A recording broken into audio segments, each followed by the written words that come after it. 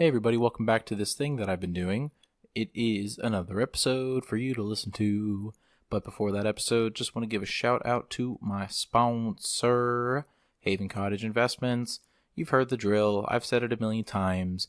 Anything and everything that has to do with homes, property, literally anything that you want to invest your money into.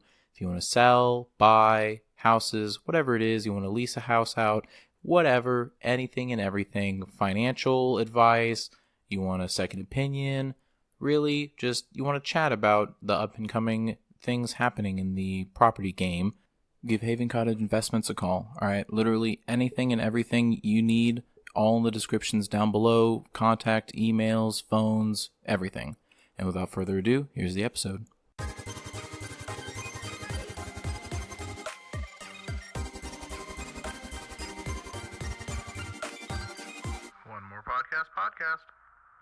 Okay. All right. So we're just okay. So generally, how we do these, Sam. Right. By the way, everybody, welcome back to the One More Podcast. What up? I have one new person and then one old person that is always on here, and I tell him to stop being on here, but he's like, "No, but I have nothing else to live for." That's how this rolls. A little bit, yeah. Oh. So, anyways, I have right in front of me, looking into his big, blue, beautiful eyes, blue green ish. Kind of. It depends on who I date. Yeah. Oh, there you go. You want to introduce Blake? yourself? Yeah, Blake. Okay. Blake. All right. There you go. And on my left, I have a new person, and his name is Samuel. Hey, check it out. So we are doing a movie review because you never get tired of white people talking about movies and giving their opinions. So we did this week Roman J. Israel Esquire. Okay, so relatively new movie. I think that's kind of the trend that we're going to, at least I would like to try and do, is just the generally new movies because Relatively unknown movie also. that is true. It was Right, I heard very little about this before. Yeah, it was very low key, very under the radar. I think I saw maybe one trailer in a movie. Mm-hmm. I don't know, like maybe a couple weeks ago or something. So I know it had a decent festival run. It's been out for a little bit. yeah, September, right? no, it came out this month. Oh, it did? Yeah, Oh, it came out like a couple weeks ago, I think. So okay. relatively new.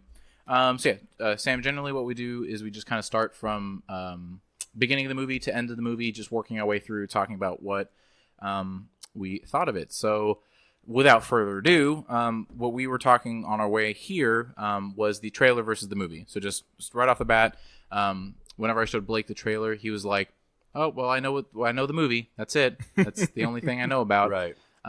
But there's a lot more to it. I don't think the trailer revealed a whole lot. What did Thank the God. trailer not reveal? Just that spoiler alert, by the way. Just Oh, that sure, he, of course. just Spoiler that, review? Like, just we're that he doing didn't full die, or spoilers, just that he Yeah, died. yeah, at full the end? spoilers. Okay, Yeah. cool.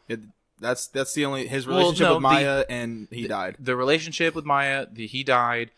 It didn't mention the Armenians at all. I mean, they knew he ratted the guy out and stuff like that. And I guess at least my small brain didn't connect the dots, I guess, on the trailer. And so I knew he was in trouble, sure.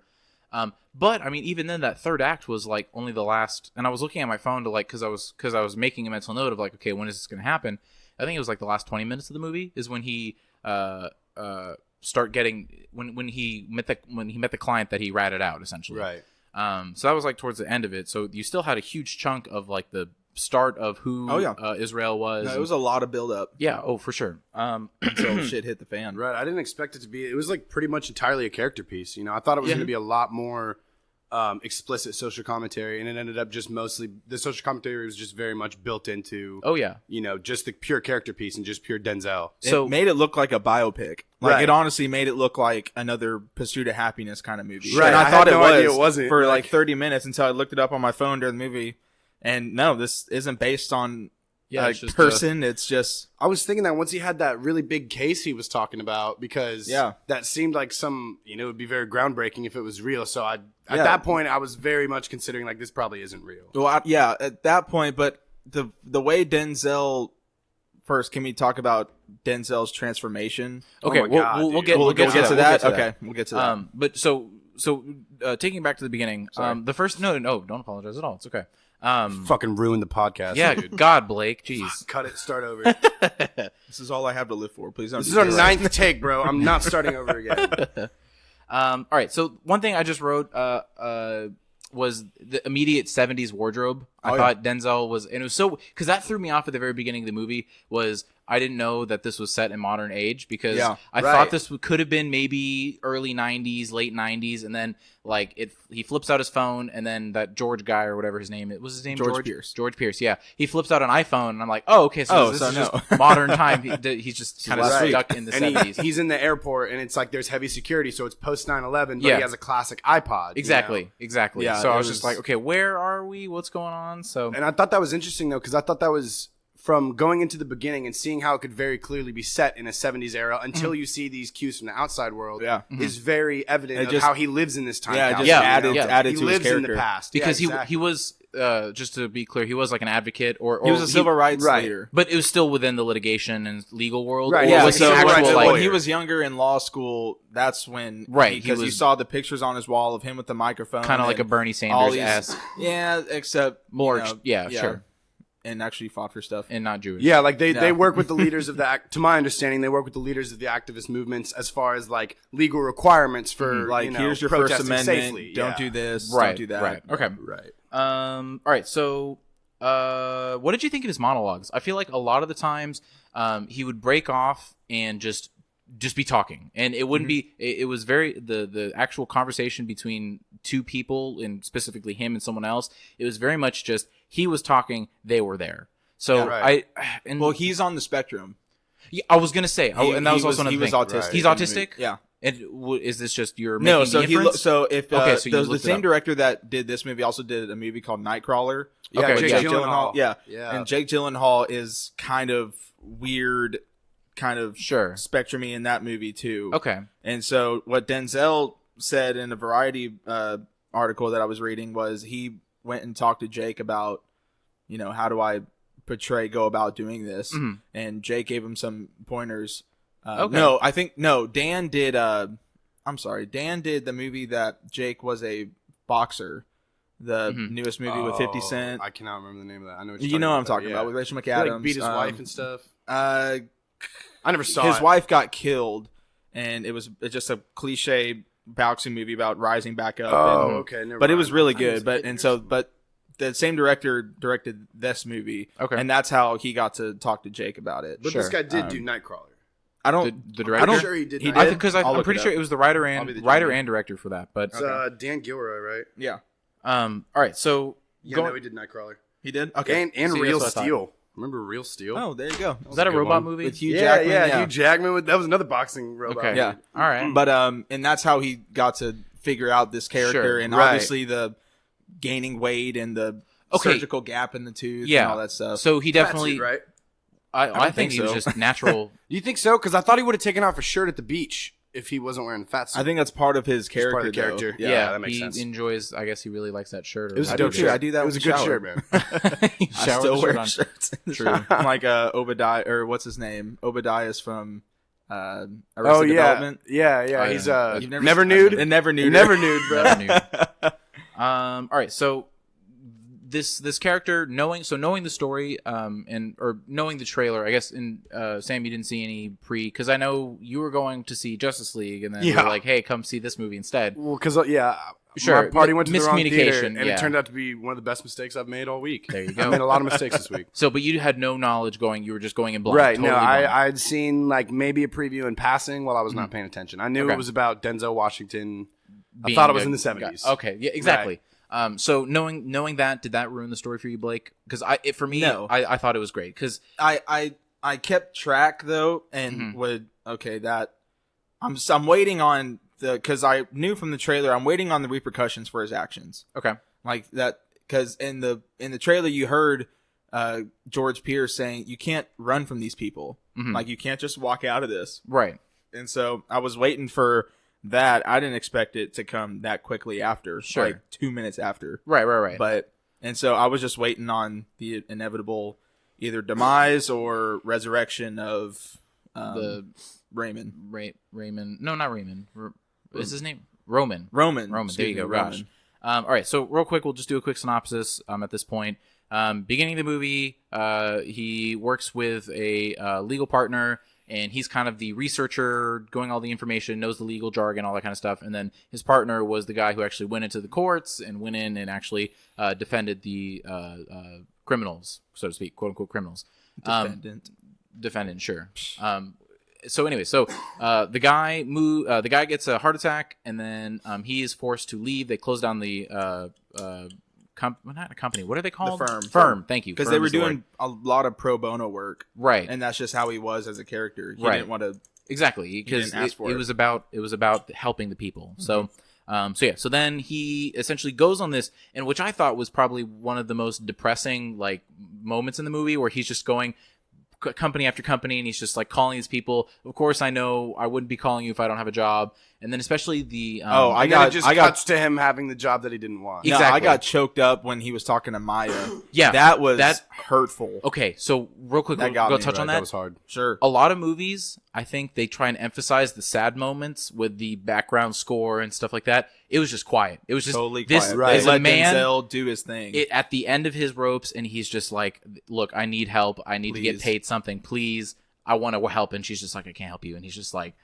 gets choked up, and that I was happened that happened 20 minutes into the movie. Yep, right. Where we really had no reason to care about this character so far, and yet I still, maybe because he was a little bit on the spectrum, and I felt even more sympathy for him. But that hit. Well, that hit. You know, there's something to be said for like she even acknowledged after he walked away. She was like, "You stand on his shoulders." Exactly. Yeah. You know, so it's like even she's aware that like this is something he helped build. This is something he was one of the front runners, and now he's getting shunned by this very group. You know, this is the last freaking samurai, man. Yep. You know, he's like he's the last standing in this line of people who truly believed and fought the way they did. So you know, and when you see that in him, it's hard to watch that happen because you know there's so much of this movie was about change to me, and him resisting change while at the same time his identity being built around encouraging change. But I mean, so we'll get to that in a second. So finally, as Sam mentioned, he's working at this company that he didn't want to work to. It's just the hoity-toity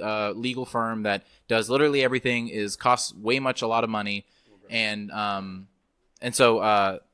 He's just working there. And so I think from there you see his character change, and we'll get into that in a little bit. But stuff happens, you kind of see more character development, and then it gets to the point where he has to defend this kid called Darnell, right? Darnell was his name, right? Yes. And so Darnell is just this young kid, getting stuck. He was 17 years old. Yeah, 17-year-old soccer player that getting stuck. He was in the wrong place. Had two minor offenses: one for possession of marijuana, and the other for attempted burglary, assistance or something. Yeah, it was he was getting theft, and he was getting they wanted to stick him with like first-degree murder or something. Yeah, so they wanted to convict him with first degree because he knew he had a gun. He had joined this gang, and you can see from the way Denzel described it when he was talking to the prosecutor, when he was just immediately knew, you know, it was like he's a good kid. He's done this because of a lack of family, because of a lack of love and acceptance. He ended up joining a gang that led him to this, you know, and you could really see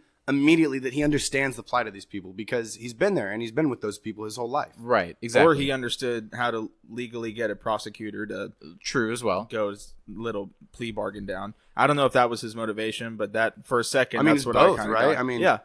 But at some point, that's your job, and you kind of separate, you know, your, unfortunately, especially in that line of work from going to school and learning about criminal law, you kind of have to separate your moral standards. Yeah, this is right, but this is the law. Sure. It feels good to do this thing, but this is the law kind of thing. Exactly. And so that's what I saw. I saw him doing his legal work, but at the end of the day, he kind of knows this is still the law, and I'm not getting anywhere with this lady. Well, right. Even then, it was still out of his comfort zone because he was never in the front. He was never the front guy. Exactly. Yeah. So anyway, so he talks to Darnell. Darnell gives him the location of the guy who actually killed the robber, and then he says he's going to give some bargain or something like that. And instead of taking the plea, he told him to wait or something like that. I forget. Yeah, you wanted a continuance. I don't know what is continuance mean? I don't know. So it means that the prosecution isn't ready and the defense isn't ready, and so the client does not have the means to gain gain defense immediately. So they would put a continuation on a case Okay. for a couple. So just prolonging it to where the client now has a required defense by law. Sure. All right, Sam, what were you going to say? Right. So, because one of his main issues that he has with, just the system in general, is that it's too much about plea bargains and just getting it done before there's a trial, right? Mm-hmm. And so and this was just a classic example of that when he was talking to the woman representing the people on the phone, trying to after Darnell had talked to him, been like, hey, I think I know where the real killer was. Right. In case we didn't say it yet, Darnell was caught up with this guy in a gang. They were in a gas station. Right. And then the guy kills his him. friend. Right. Kills the Armenian. But there's a lack of footage clerk on the inside. Right. Right. And so that's where the trial. Well. Yeah. That's where the issue is. And so he's what's his name? Denzel is trying to talk to the woman representing the people, and he's saying, hey, let's get him a deal. He's just a kid. He can get out of this. He's putting himself at risk. Right. And she just wants to take it from first degree to second degree, right. or maybe manslaughter. It was. And she was 10 years. Involuntary manslaughter. Voluntary 10 years. Oh, he wanted to get to involuntary. And she just, gave him the matter of fact, which is that'll never happen. The system will never go about that. And that just shows that even she and him knew the system so well that both of them were like, you're right, that's never going to happen. But because he was stubborn in the way he was, he kept pushing for it. And that ended up being one of his big flaws in that moment. You know? Of course. And so then after that happens, unfortunately, he wasn't able to get anywhere with the public. And so then Darnell gets killed while in prison. But why as well as he gets in trouble for malpractice. Why did he get killed though? Because he didn't. Because he told Roman, "Hey, I know where this guy is." And they actually got the guy. No, because he didn't rat out. He was killed before. Yeah, he was killed before he turned in the information. Yeah, he was killed before Denzel went to the Armenians. Yeah, right, yeah, he was. I think because I think that big issue was what Sam was trying to say. He asked for protective custody. Yeah, he asked for protective custody, and Denzel didn't get that for him. How would they have known? How would the prison inmates have known? Because if the guard is on someone's payroll to tell people this kind of stuff, they were saying this is a big gang. They're really entrenched. Yeah, and so I'm sure they might have overheard something. So yeah, so he didn't get protective custody. He didn't work with the public to get anything. And so there was the malpractice. Right, because Denzel Washington denied her offer of maybe we could take it down to voluntary 10 years. Oh, well, he didn't deny anything. He didn't take that offer, though, to Darnell, and that was legally malpractice. Yeah, right. And so, so then at that point, there's more issues with the firm and stuff like that. The firm catches wind, and they didn't fire him because then it's like admitting guilt. And so some more time passes. And then, and for me, and we talked about this real quick, it felt so sudden, just that shift in I want for me, because he spends 30 years and whatever fighting for the people and doing and giving and giving and giving. Right. And then all of a sudden, just at the flip of a button, it's just, okay, because whenever his partner died and he was talking to the receptionist lady and he's like, I want this. This is what I want. I want my happiness. I'm going to take it. Right. He's like, I'm going to go to the pier and I'm going to go watch. Right. Exactly. And so, and for me, it was a little hard to believe that. I mean, I get it in terms of a story device, but for me, it was kind of hard because you saw this man working so hard and doing everything that he could, and then he gets $100,000 from the Armenians, and then he starts getting more work, and he starts becoming a drone within this firm. And it really hurt me whenever they were in that meeting, and so they were talking because George, he was really vibing with everything that Mr. Israel was saying. I'm just gonna say Israel because that's just what I remember. That's fine. So what Israel was saying, and so then he's like, we're gonna start doing more pro bono. We're gonna start doing more property and stuff like that, litigation. Right. And then there was that moment where Israel was like, well, I still get paid for doing pro bono, right? And I was just like, what the heck? You were doing this like your entire life, and now you're worried about the money now because you have money is what makes you worried. So anyway, so then he becomes this drone. You kind of see this downfall of humanity of himself, and then he ends up getting shot. From that point to when he gets shot, there's not really much else in between. I mean, I got to disagree with you on that one, man. All right, what? I think his whole the thing we saw at the opening and the thing that we saw at the end with him typing that paper, I think that's a huge character moment for him. That's him. Oh, of course. That's him finally, because when he flips that switch from fighting for the people, and then suddenly he's caring about himself. He's taking time to do what he wants. He's going to the police with that, or going to the Armenians with that tip, to get that money. I think that's someone who's just, he's been working on this for however many 30 decades, whatever, and he's sick of it, and so that was kind of him throwing in the towel. Where he's been with his partner just died. Where to get him? What's happened? We haven't found any lasting change, and for him, he starts going against his beliefs, and so that was a come to Jesus moment for him. That was when he was like, I was right the whole time.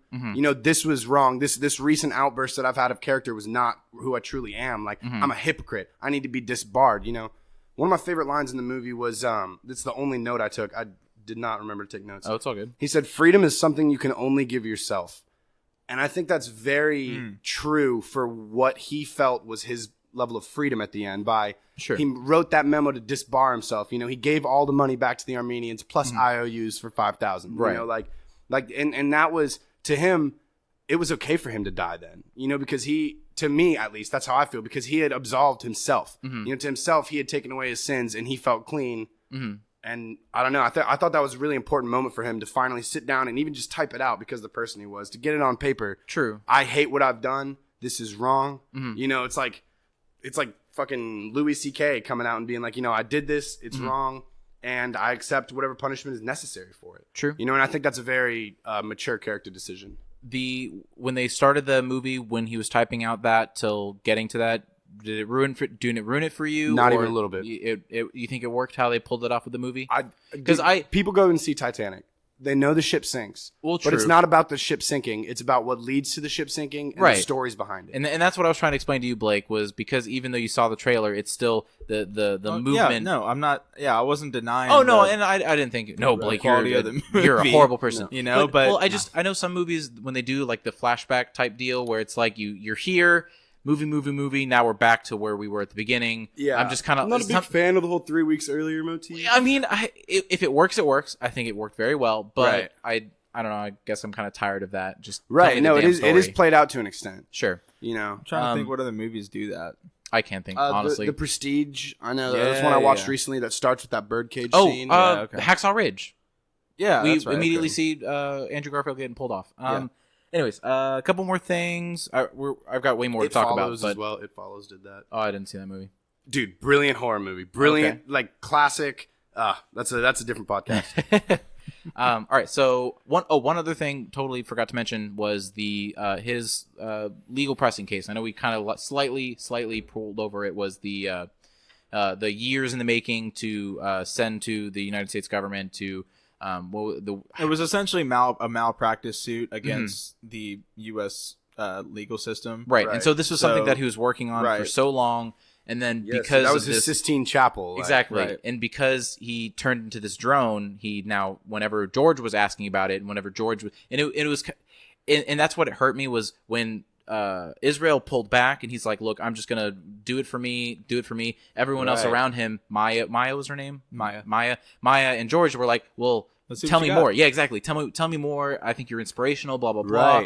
And I was just like, oh, this is hurting me because you see this man just losing that light die. Exactly. And you could see that very clearly in like early in the film, seeing the passion that he had when he was talking about things. Oh, for sure. Versus there was one scene like with late second act, where he was like, we'll be very personal. You could see it in the brosure. Exactly. It's all there. Yeah. It was just very much like he didn't believe in it. That's not Israel. That's not the Israel we knew. That's not him. That's not Mr. Esquire. Roman Esquire.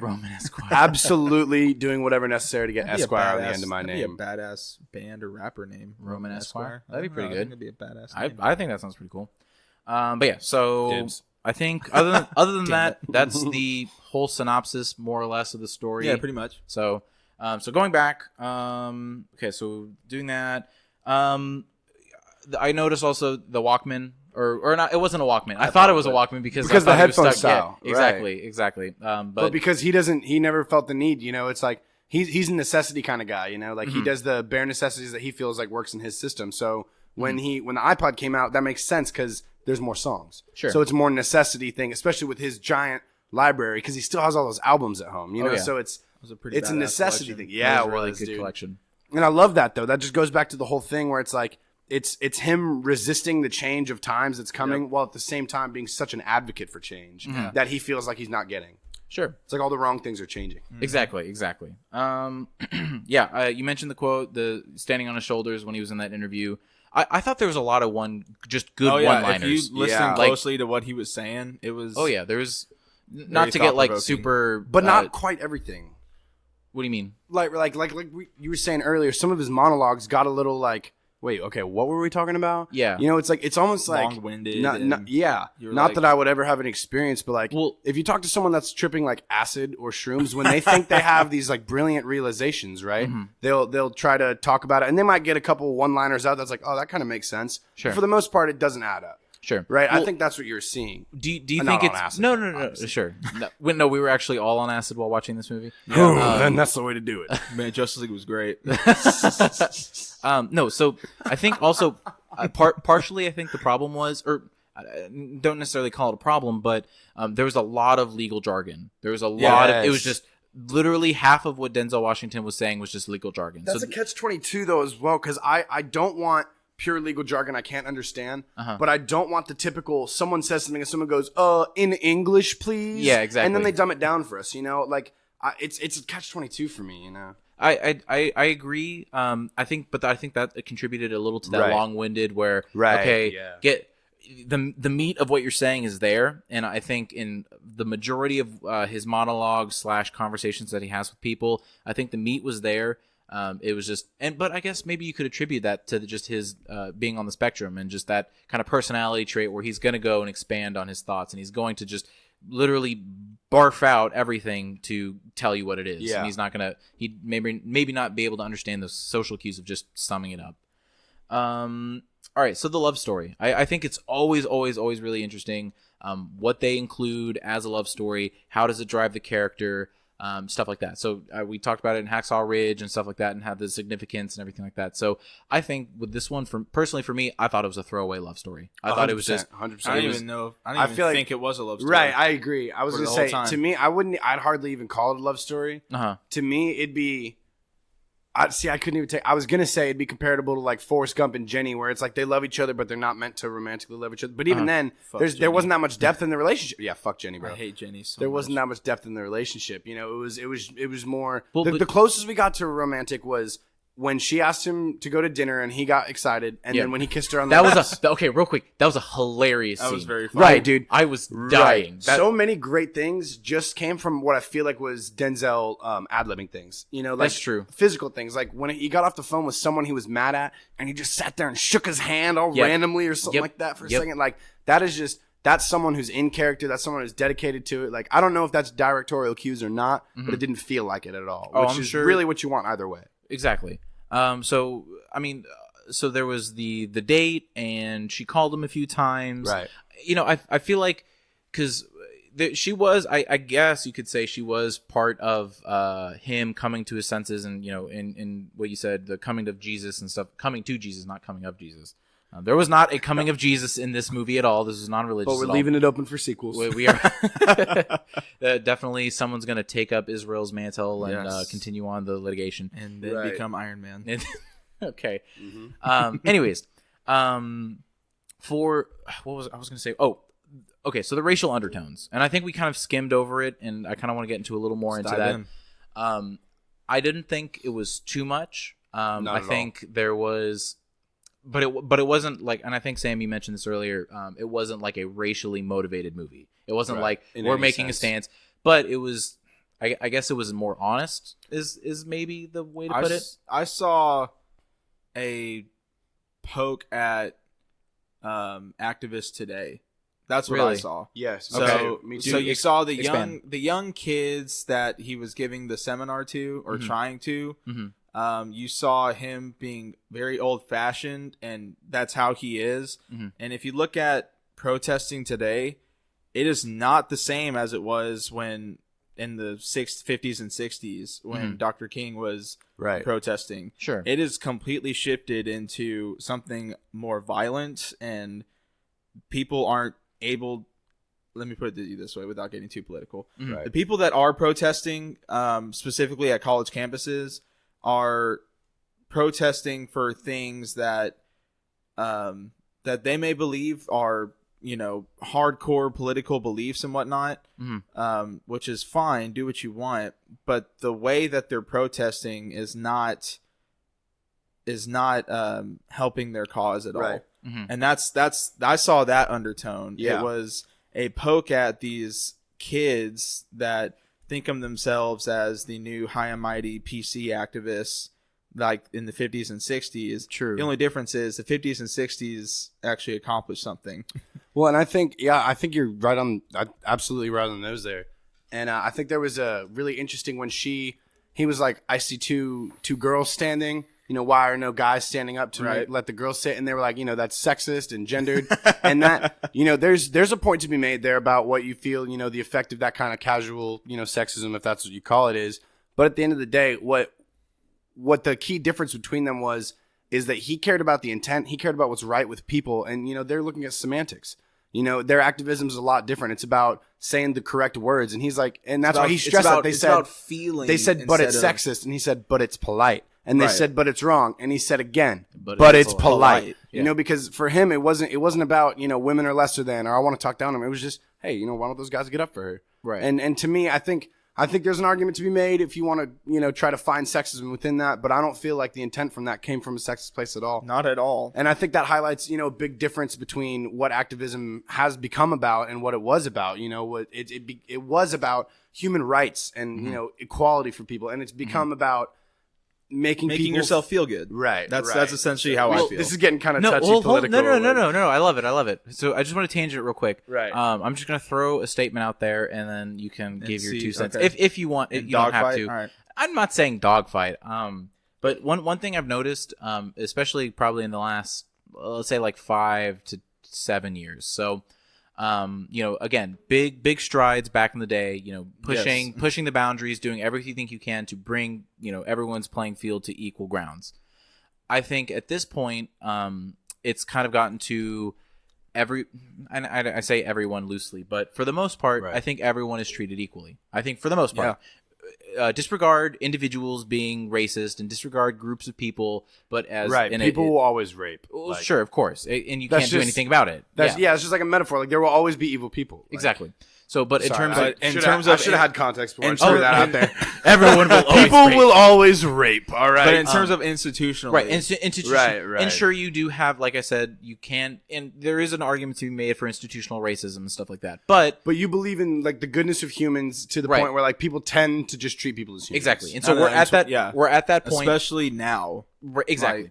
So, disregarding things here and there, but I think we're at that point where everyone has everything. So now, what are the activists going to do? Well, they're going to fight for the transgendered, and they're going to fight for and I'm not saying they're bad causes or anything like that, but they're going to pick and choose, the gender fluid, and this PC movement, I think, is just because, Black people and Asian people, they're not getting hate on anymore because this isn't, the 60s, this isn't the 50s. So in the same way that 24-hour news cycles have to like puff up bullshit that's not really news just to keep content going, that's what I feel like what you're saying activists are doing. Yeah. Right. They don't have as much big news anymore, so it's like, well, but this is our thing, so we gotta, keep blowing stuff up to try to get it, So I see professors at college campuses that were the people actually fighting for political, Are you talking about Evergreen? No, I'm talking about Evergreen? I'm talking about there was a situation at Evergreen where the black population at that campus. Oh, was it like wanted all the white people? Without, okay, I remember. Yeah, okay. Whites. Which he was the one that was like, "That's I'm oppressive. not doing that." Right? He was like, "That's exactly the opposite of what Mr. King wanted to do." Right? He said, "If a group wants to leave themselves out, that's okay. But if you tell someone else they can't come, that's not okay." And they all wanted him to get fired for racism. And didn't they like attack the principal or attack the dean it's a whole fucking ordeal. But it's a whole fucking ordeal. And so, like with Evergreen, I see a curse group of right. I've cursed a lot. No, you can't tell me by this point, right? Fuck yeah. I see a. This is an ABC family, bitch. I see I'm trying to be a family-friendly podcast, okay? All right, I'm going to have to, literally go in and bleep you out every single Finger time. my pussy. Oh, my God. I see a what movie were we talking climate of professors that were activists and were those people back in the day. Right. And now they're influencing and inspiring these kids to be those said activists. The only difference is they're not fighting for the big stuff that actually happened. I see it as everything is so amazing and great in 2017, especially in the United States. And kids are at a rebellious age between the ages of 18 and 23. That's just how we are. Right. We want to find something to fight against. And when there's nothing there, what do you fight for? Sure. Okay, right. So you do agree. Right. And at the beginning of sorry, real quick. Oh no, go for it. Tangents and I think that's very clear in that speech where they turned on him and were like, that's sexist, whatever. Because up until that point in the speech, everyone started slowly getting on his side, because you could just see the joy on his face, man, when he was like, man, you guys look at you, exactly how I was when I was young. You're on the front lines, you're fighting. And they were really connecting with the romanticized aspect of that, and then you just see the huge disconnect, ideally, between them, where, yeah, like we've already touched on. No, you're good. A few other points wanted to go over. So in terms of, and I guess we can kind of apply this to a more universal topic. And I wrote down legal knowledge versus charisma, but we can apply that just in general, knowledge versus charisma. So in terms of a one-on-one or a group on a group or one on a group, however it is. Right. That's nerds and jocks. Like that's ancient, right. But in terms of I guess winning an argument, how important is it to be very charismatic and how important is it to be right? Because I think there's a huge difference 100% where you can be the silver-tongued devil himself and completely win over the masses without any facts. And I think you win the audience or you win the brass tacks. Exactly. I feel like a person is smart, but people are dumb. Mm-hmm. And so when you're talking if I were to talk with you on one-on-one, like we usually do whenever we hang out and we try to convince each other on certain things, sure, that's a hell of a lot easier than me standing on a stage with 30 minutes trying to change the minds of certain people on certain topics. Well, look at what's it? O.J. Simpson, bro. Mm-hmm. O.J. Simpson, the facts, the knowledge, everything was 100% against him. Yeah. But you got this lawyer, Johnny Cochran, who is able to create a circus. And have you guys seen that miniseries on? I have not. It's called The People versus O.J. Simpson. A1 entertainment, watch it on Netflix, dude. Brilliant as soon as you can. Is it? And yes. But that's the thing. It's like, and that's the most perfect example of what you're talking about. That it didn't matter what the knowledge was or what the facts were. It was about charisma and it was about winning over the people. Mm-hmm. It just turned into a media circus and it got fumbled like a freaking greased pig. Yeah. And that's just how it goes. Sometimes in life, it doesn't matter at all who is actually right. It's about what everyone else thinks. Right. And that's a very counterintuitive thing to what everyone's taught is do what's right. Do what, is true to yourself. Fuck what everyone else thinks. But there's a certain point where it's like, well, you kind of have to work with society's opinion about things to get somewhere. Yeah, true. Let's see. I think that is. I don't know.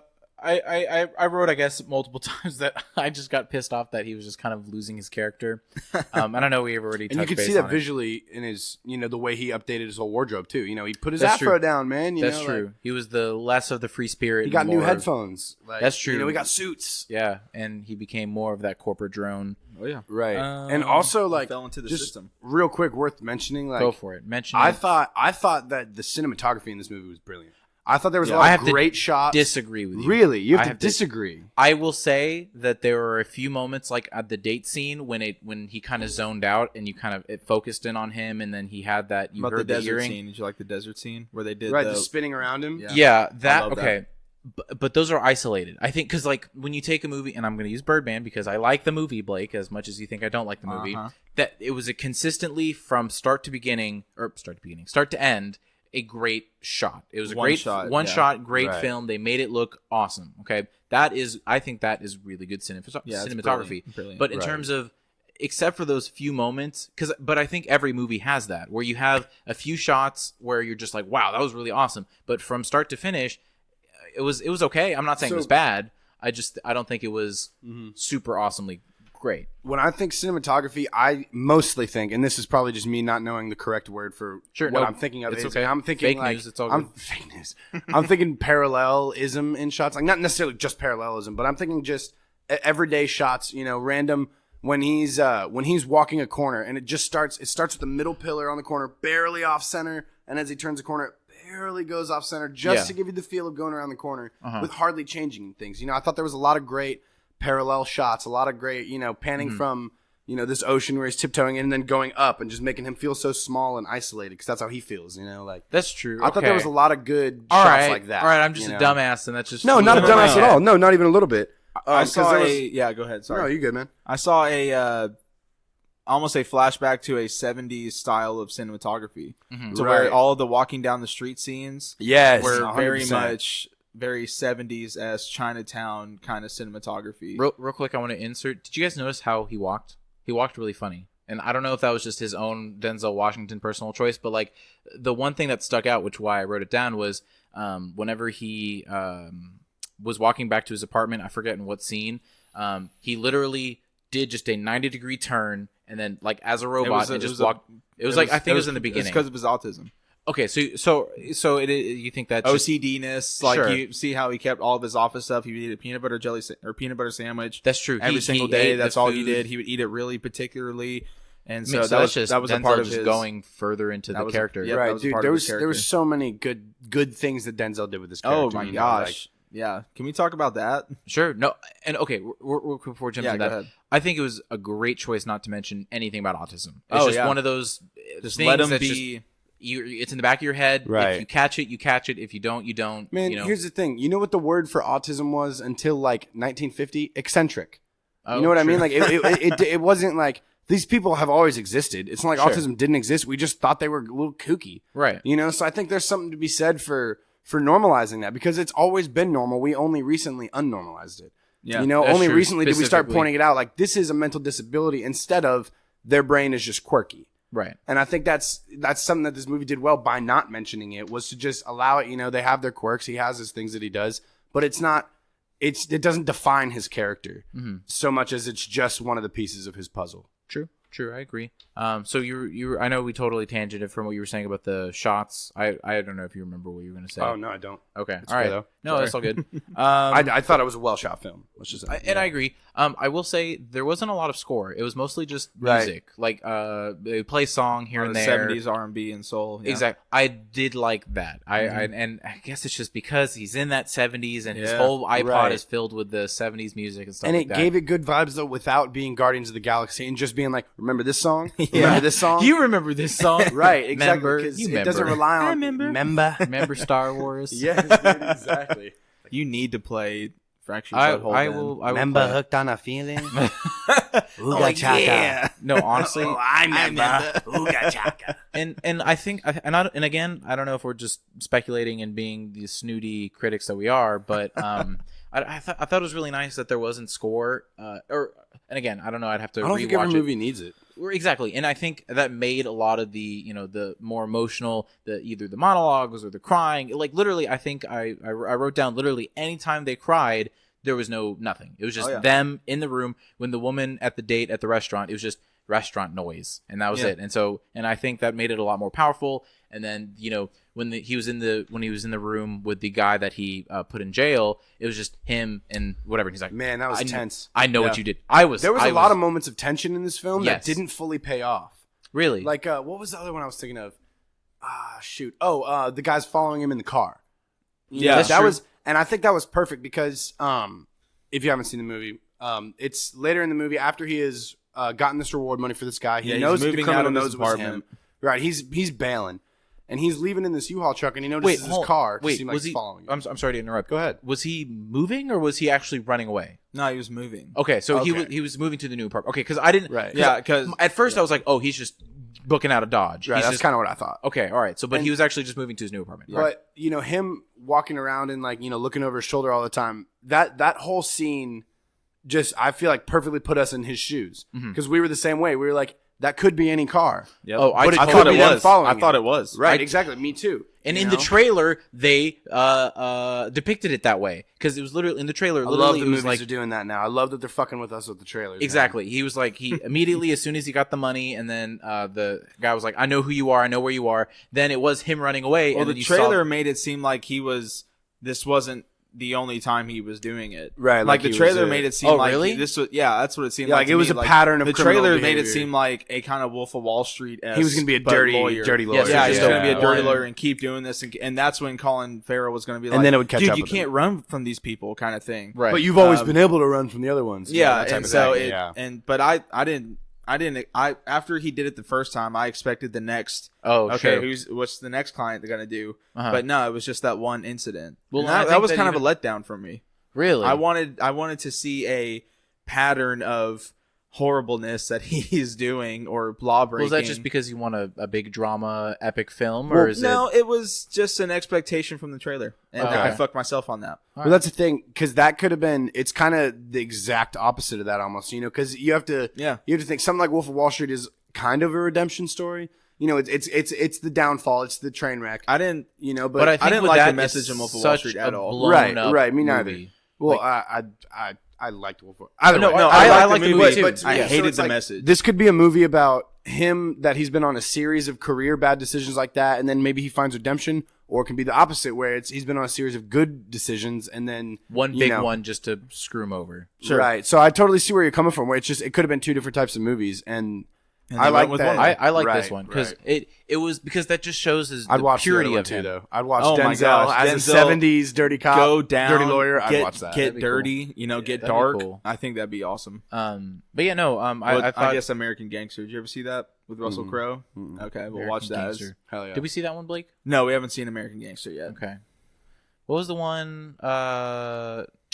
It was like one of the first movies that we saw. It was with the Italian family. No, not on the podcast. I think it was just like Goodfellas. Goodfellas. That was a good movie. I like that one. You're welcome. Thank you. I'll probably have to rewatch it just because I don't remember 100%. I'm telling you, put Baby Driver at the top of your list, dude. But he can't because Kevin Spacey is a child molester. Okay, Kevin, but he's not the likable main character of the movie. If I go to see Baby Driver, part of my money is going to Kevin Spacey. Dude, you can respect the work that someone's done artistically. Like, bro, respect the art, not the artist. You can agree with Thomas Jefferson writing the fucking Declaration of Independence. He was still a cunt. Sure. Like, he's still fucking... He owned slaves. All the slaves. Yep, you're right. Have you seen that Key and Peele sketch? It was on the first ever Key and Peele episode. I don't think it was like an Ancestry.com website, and it's all these different people being like, I found out I'm connected to this random person, but every black person is like, Thomas Jefferson. And it's like someone else, and they're like, Thomas Jefferson. Like... That's awesome. But that's the thing. It's like you can... Fair enough, but also that was 250 years ago where that was accepted, whereas child molestation... has never been accepted. Right, I'm not getting into accepting child... Well, it actually has been accepted in a lot of cultures and still is today. But either way, it's right. never been accepted. But the only point I'm trying to make is we need to stop holding the standard that an asshole can't have great ideas. Yeah. Okay, you can be a great man and be a fucking dick person. Yeah, okay, it depends on the definition of great, though. But it depends on what context. Right, you can have great work. Like, okay, yeah, I agree. So, like, Kevin Spacey, child molester, whatever, I don't want him to be my president, but I don't want them to cancel House of Cards season 5 because like I'm invested in that show and I love it. And I can separate your that. show if it comes out that personally financing a post child molester. You know what? But here's where I put it though. If it comes out that Michelangelo fucking not Mike Leonardo da Vinci. Who did the fucking Sistine? That was Michelangelo, right? Okay, yeah, Michelangelo. Fucking A. If it came out that he was a kid diddler, that doesn't take anything away from the amazement of what the Sistine Chapel was. I think right? it's part of it. It takes away from what respect we should give him, but not the respect we should give the achievement of the work. But I think you're missing because he's dead, and I think people who still are successful based on what they have done. Or not based on what they have done, but because of what they have done, all these producers and stuff like that have, used their power to take advantage of people and stuff like that, they're still alive. They're still profiting it. So if you go see them, you're profiting it. Now, so if Kevin Spacey dies, if for sure. If Kevin Spacey's dead, then I'll go see literally all. I mean, when Robin Williams died, not saying he was a child molester, but when he died, I don't know. I guess I saw everything. Like it was just whatever. But you were watching it as a way to pay tribute to him, not like, oh, thank God, I don't have to worry about giving him money anymore, bro. You're right. Now I can watch all his good performances. You know, I don't think you should there's a lot of actors I really don't like, and I don't think that should let you ruin the experience of what is a great movie. I mean, Mel Gibson is a Jew hater, and I enjoyed Hacksaw Ridge. No, he is not. So no, it may not be a Jew hater, but He got drunk off tequila during a divorce. Oh, wait a minute, though.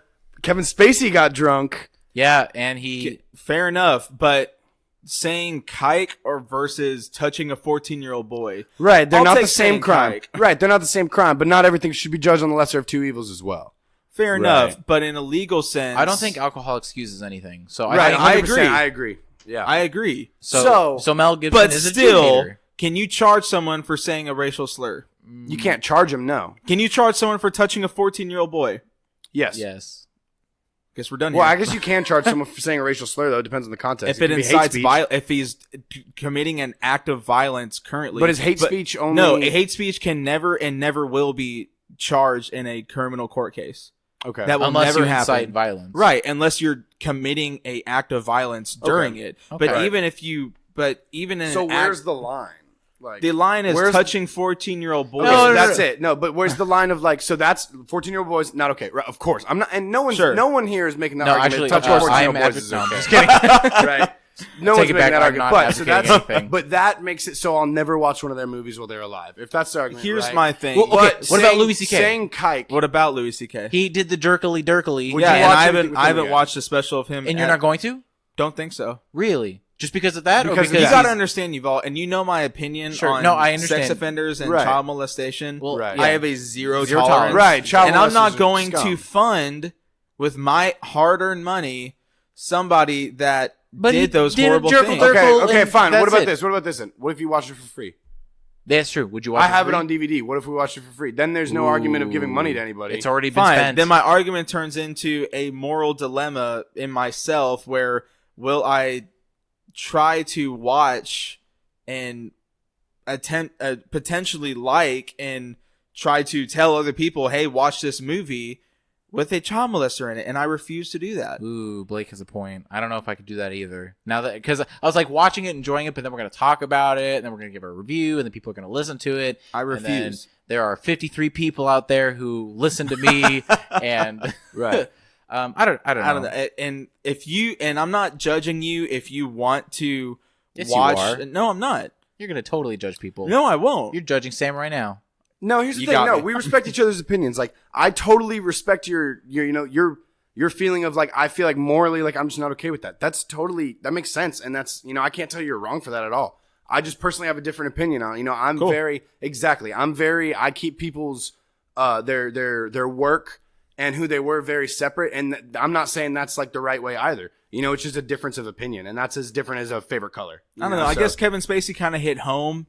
Because it was so out of the fucking blue. Right, yeah, it was. Especially, and everyone loved him. He was he could do no wrong. Right. And kind of like with Louis. Like, I took my girlfriend. Louis, I remember talking Louis about Louis joked about masturbating. Right, but I took my fucking girlfriend to go see. I paid $50 two times to go see him. I gave this creep money. Yeah. Here's the thing. It's one thing for Louis C.K. to get up on stage and say, hey, isn't it funny that all of us have had random thoughts at one time or another about fucking killing someone because we were mad at them? Yeah. Right. And but if he goes out, if it turns out he's actually been fucking killing people, then it's like, well, I'm suddenly not okay with this. So is sexual assault. But is it sexual assault is very ill-defined in this scenario because so, consent cannot be properly given if he's in a position of power. Boom. But it cannot be properly given if he's in a position of power over them. It doesn't. That is right. beside the but point. Every single instance, if I stood in your room,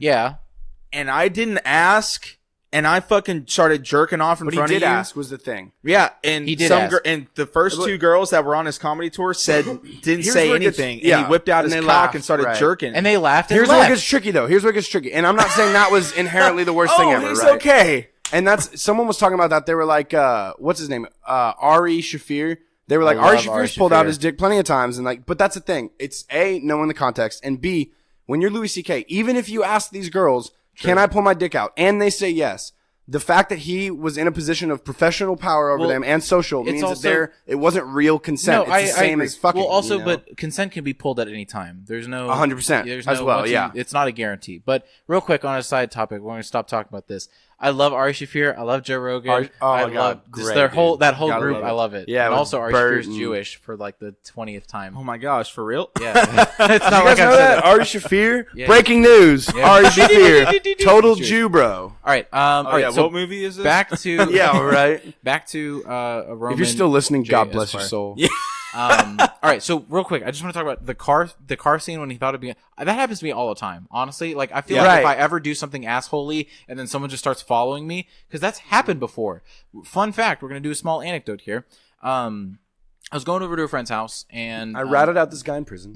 yeah, exactly. Yeah, you cut someone off. Whole legal system. No, I went to someone's house and I was gonna go pick him up. I tried calling him, wasn't answering, so I just decided to wait outside. Yeah, and I had my car on. Probably should have turned it off. And so I just had I was waiting, stalling, and I wasn't really paying attention. And his mom and his sister got into their car and drove off.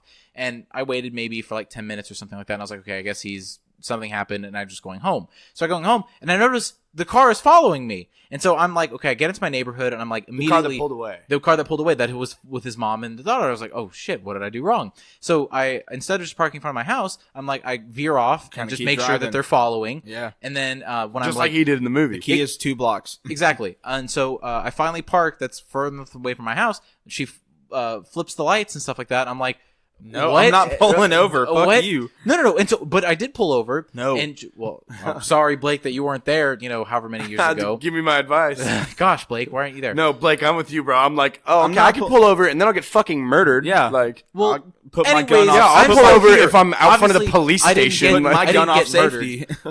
So she walks up and she's like, "What are you doing? Who are you?" And I'm like, "I'm." what are you doing? Who are you? Like, that's like, have you ever answered the phone and someone says, "Who is this?" Yeah. And you're like, "What the fuck? You called called me?" Like, exactly. Who's this?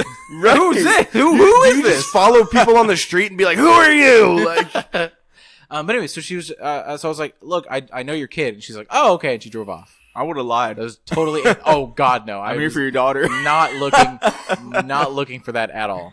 Anyways, but yeah, I totally relate to that sense of paranoia. Yeah, ever since I saw Goodfellas, and the whole time Henry is kind of looking out the car, looking for tails and looking for helicopters. Mm-hmm. Every time there's a car behind me, I'll check my rearview mirror and know where the fuck I'm going. Where are the major streets? Right. What am I doing here? Yep. right. And it's like that's what I love so much about that scene was like you felt the same way he did. You know, there was no ifs, ands, or buts about it. It was like, are these people going to kill him? Is that a random car? You know, what should he pull off the road? That's what he did. Like, he's thinking the same thing you are. Exactly. Now they're still following. Like, Exactly. And then they turned around. Like, I thought that was great tension building. True. I was just like, oh, it's over. He's right. done. It He's gonna get takes killed. something special to be able to build that kind of tension with almost like you pull that rubber band back and then just really slowly let it go. Yep. You know, it was just like nothing happens, but you still get that sense of your heart beating fast without a fucking jump scare. Exactly.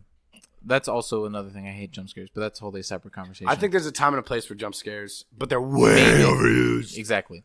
All right, so we're gonna wrap this up. One last question: was it a good date? Did they have? Because I was mixed feelings on that date because he was totally out of it, and she was obviously like getting emotional and teary. Do you think that was a good date? I think that was a bad date. You think it was a bad date? I Blake? think. Because I mean, she did hug him. It wasn't a date. It wasn't a Right, date. It was a exactly date. right. I don't think it was a date. I think if that's supposed to be a date, it was a bad date. All right, because so it was a date. So you think it was? You'd agree, Blake? It's a bad date. I don't if think it's a it was date, it's a bad date. but I if say it- it's. I don't think so. I don't think she wanted him sexually. I think he Well, thought you it was could going to still be a date. because she called him. Right. Yeah, Sorry, go ahead, man. an influential civil rights leader who's also a lawyer But she now. obviously showed interest in him. I think she definitely showed I think some she showed interest in it, but sympathy. it was more of, I think her interest, though, came from less of a romantic place. Maybe there was a hint of it in there, right? Because it happens in professional relationships, but it was more of a admiring, you know? He was the older guy who had been on the front lines, you know, Right. like, and all that stuff. And so Well, I then think you can still call it a he date. thought- It doesn't have to be like right. a. I think he thought it was more romantic than it was. Exactly. I think she just more very much admired him for everything he was and everything he knew about and how knowledgeable he was. And he was a lonely guy who thought, you know. But it was- even then, you know, he was super excited about it. But then he became a corporate drone, and then he was like totally zoning out the whole time and not paying attention to her. Well, So if anything, that more accentuates how much that kind of shit affected him. Because it's like something that he was that excited about. Even that wasn't even can't exciting even to focus on him. it The anymore. thing he's been passionate about his whole life, he's like, it's in the fucking brochure. Like, well, he got a hug and a kiss on the cheek, and at the end, I was just like, okay, it was weird, but I think it was a good date. I thought it was a good Thought date. so? Really? I thought it was. that's so, reasonable. I mean, all right, I call that a win. that's true. If It's a that win. was a date, a hug and a kiss is a win. That's fair. And he did kiss her on the lips whenever he left. Yeah, that at, was at weird. the end, yeah. At the very weird. end. So I don't think it was weird. I think it was called for. It made sense. That just to didn't throw me me felt off. like a release of tension. It was like, it was just like let me just kiss you and then go And do then this get other shot. shit. Right, but that to me was also like, I don't know, him accepting whatever was coming to him. He was like, I got all my shit done. I don't know. I think myself. he was definitely planning on going to the police station. Oh, right. Sure. No, He did not plan on getting shot. No, he didn't plan on getting shot, but that was accepting what was coming and was going to the police station. Sure. So, Also, for all intents and purposes, in my opinion, I think he would have been okay if he got shot or if he got taken to the police station because at that point he felt absolved. Not saying he would have been like, oh yeah, shoot me. Yeah. Real quick, can we talk about like how the George guy didn't call him on the phone because he was like, "Oh, I'm gonna try and run and catch up to you, but I can't." He wasn't answering his phone. He tried calling him, but he wasn't answering his phone. Oh, I didn't notice that. So he probably didn't have it. I was probably asleep at that part, so I don't know. But he picked yeah, up his phone no, when he was in the car and he saw him walk out on the street. He was like, "Yeah, he's not answering his phone." We tried going to his house. Oh, true. Okay, I thought he might have there he yelled is. something, Right. but like I thought if I was him, I would have been like, like, "Yo, Roman, hey, Right. I'll give you a ride. Let's go." Yeah, right, exactly. But at the same time, too, that could have a happened, and dramatic that effect. right. That wouldn't have been bad storytelling. That would have been more realistic. But it would have been like, okay, it'll just postpone it until next time. No one's that's around, also and then true. he gets That's shot. true. You That's know, true. like it was gonna happen eventually. It was just we see it happen there. All right. Well, that wraps up the one more movie review. What's your grade? We didn't even give it a grade. We usually give it at the very beginning. I'll give it a 43.5 out of 62. Where do you go on A's? And do you even do those on here? I mean, it's whatever. You'd be surprised what we come up with for ratings. Right. Okay. So it's just like it's a solid like 2 beers out of 6, whatever. Like, well, that's not very good at all. no, I'm not. That was I was looking at 2 beers. 4.5 beers. 4 cows and about 20 chickens out of 70 pigs. And a llama. In all seriousness, for me, I'd put this movie at like I'd put it at a solid. I was gonna say B minus. Right, B plus, B minus, right around that range. I think it's very watchable, and I think walking out of that movie, I was a lot more jazzed about it than I think looking back I am. Mm-hmm. I think walking out, I was very caught up in the spirit of the character and just that was awesome to watch. The Phantom Menace. Right, exactly. It's fun to watch Transformers, but when you get out of it, you'll be jazzed. But later on, analyzing, it's not the best. Sure. But I think there was a lot of promise in this. I can't remember the director's name right now, Dan of course, but Gilroy. Right. I thought he did a great job, and I think this is the best performance that I've seen from Denzel in probably like 10 years. I want to see Fences. I've heard that was a really good performance. I didn't see Fences though, so I got to take that back. It was absolutely amazing. Now I look like an uncultured swine. You are an uncultured. So I'm going B. I'll go B average. B average. All right. Okay, and then real quick, I always ask on the movies, would you take a date to see this movie again? Negatory Ghost Rider. Blake? No. Wow, I would. I think that's not a feel good movie where I think I might be like. Well, I feel like you could taste the waters of the person. I don't know. Is this a first date or is this a date where I'm trying to get laid? First date. Is there a difference between a first date and a date where you're trying to get laid? Man, you guys are pigs. We're gonna end it. Well, I mean, if there's any date you're trying to get laid, it's the first one, right? A third date, you're trying to meet the girl, right? If I'm lucky enough to have right, it on of course, the first date, but like, great. On the third date, if you're to the third date, then you're probably not just trying to fuck.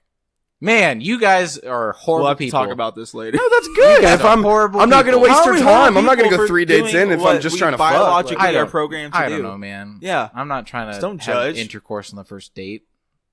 I mean, here's the thing: if it works, I will. That's where I'm ending it. That's where I'm ending it. I'm not having intercourse on the first date. Boom, done. That's it. I don't cheat on my wife. I don't cheat on my wife. She's kissing up all on your neck, nope. and you're just like, nope. sorry. Nope. Well, okay, but that's reasonable if it's a respect. I'm not a face of meat. And that's fine if you want to wait. That's all right, anyways, preference. guys, that's the end of the one more movie review. I really appreciate everyone sticking it to the end. If you are here at the end with us, give it a like, subscribe, do all that kind of stuff, share, comment. Actually, comment on the next video that you'd want us to see because I want advice. Comment Baby Driver. No, please don't.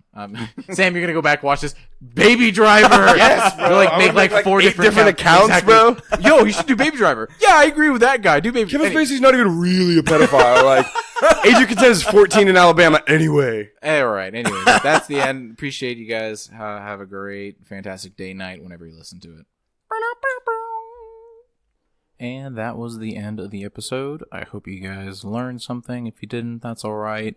Maybe the next time we'll get you some valuable information. So, just want to give another shout out to our sponsor. You know, Haven Cottage Investments and Sabrina Parker, all those people, they do some great work, all right? Anything you want to learn, anything you want to know about buying, selling, leasing, anything property game at all right, you have to check them out. And if you mention the podcast, you get half off the commission rate and all that good stuff. Again, all the information is down in the description below. You have emails, phones, anything and everything. So give them a call, any information. Literally, I can't tell you guys how important this is, all right? Give them a check them out. You know, just do anything you can in terms of bettering your future, I guess is the best way to say it. All right, everybody, have a good one.